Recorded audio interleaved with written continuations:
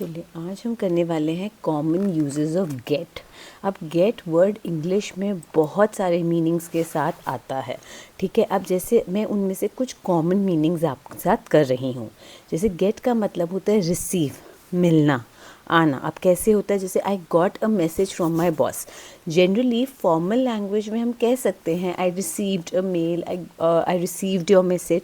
लेकिन जब हम कैजुअल इंग्लिश में बात करते हैं, अपने दोस्तों से, अपने नियर डियर से इंग्लिश में बात करते हैं, और ये फॉर्मली भी चलता है, ऐसी बात नहीं है। तो आई got a message from my boss.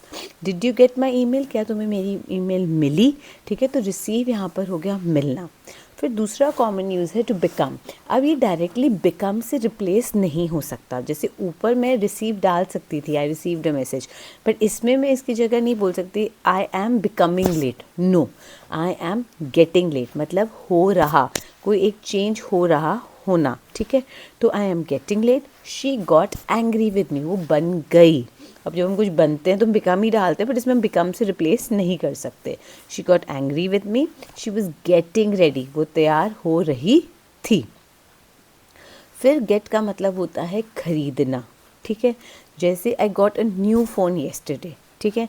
I bought a new phone भी आप बोल सकते हो कि मैंने कल एक नया फ़ोन खरीदा, और गेट भी गेट का गॉट हो जाएगा क्योंकि पास्ट की बात हो रही है। Where did you get this dress, मतलब तुमने ये कहाँ से खरीदी। तो ज़रूरी नहीं आपको खरीदी सोचना पड़ेगा क्या है, आप गेट लगा सकते हैं। Where did you get this dress from, कहाँ से खरीदी है तुमने ये ड्रेस। उसके बाद जो दूसरा यूज़ होता है अराइव, मतलब पहुँचना। मतलब आई गॉट होम एट 9 PM। अब हम नॉर्मल इंग्लिश में अपने फ्रेंड्स को ये नहीं कहते आई arrived home at 9 PM। Arrive word बहुत ही फॉर्मल है, आप बेसिकली रिटन इंग्लिश में उसको ज़्यादा यूज़ करते हो, लेकिन जनरली कैजुअल इंग्लिश में हम उसका रिप्लेसमेंट है गेट। अब गेट का पास्ट हो गया got. I got home at 9 PM, मैं 9 बजे घर पहुँची। When did you get there, तुम वहाँ पर कब पहुँचे। अब तुम ये बोलो when did you arrive there, तो वो भी थोड़ा अलग लगता है। तो when did you get there, ये थोड़ा और फ्रेंडली लगता है। गेट का दूसरा मतलब होता है understand. I didn't get your point. अब गेट योर पॉइंट का मतलब है मुझे तुम्हारी बात समझ नहीं आई। डिड यू गेट मी, क्या तुम्हें मेरी बात समझ आई, ठीक है। तो ये हो गया आपका दूसरा यूज़ अंडरस्टैंड। फिर गेट एक आता है पास्ट पार्टिसिपल। अब ये पास्ट पार्टिसिपल का मतलब क्या है कि जब आप अपने पास्ट का वर्ड जो सिंपल पास्ट है उसको पैसिव वॉइस में बोलते हो, तब आप लगाते हो गेट। गेट का यूज़ जैसे आई गॉट हर्ट। अब ये क्या है, आप आई गॉट हर्ट मतलब मुझे चोट लगी। अब ये पास्ट पार्टिसिपल क्या लिखा है, क्योंकि इसमें मुझे अपना डूअर नहीं पता।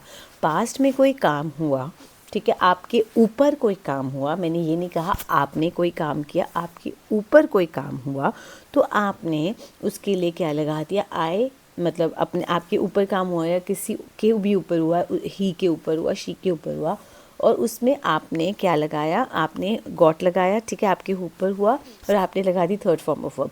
अब आपने ये काम किया नहीं है, ठीक है। अब देखो जैसे मैं कहूँ आई गॉट हर्ट, तो आपको पता लग रहा है, अब ये तो पता लग रहा है कि मेरे को चोट लगी, मेरे ऊपर एक्शन हुआ, बट किसने एक्शन किया ये नहीं पता चल रहा। तो अगर आप पैसिव आपको कंफ्यूजिंग लगता है तो आप सिंपल सी ट्रिक लर्न कर सकते हैं कि जब पास्ट में आप पे कोई काम हुआ तो आप उसके साथ गॉट और V3 लगा सकते हैं।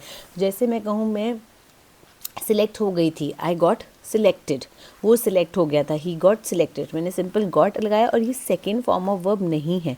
जो ये सिलेक्टेड और हर्ट लिखा है ये सेकेंड फॉर्म ऑफ वर्ब नहीं है, थर्ड फॉर्म ऑफ वर्ब है, ठीक है। शी गॉट फायर्ड मतलब उसको नौकरी से निकाल दिया था। अब आप बॉस का नाम तो नहीं लिखोगे किसने निकाला, या किसी HR ने निकाला या किसने निकाला, हमें नहीं पता, बट उस पर एक्शन हुआ, शी गॉट फायर्ड, ठीक है। तो ये सारे हैं कॉमन यूजेस गेट के।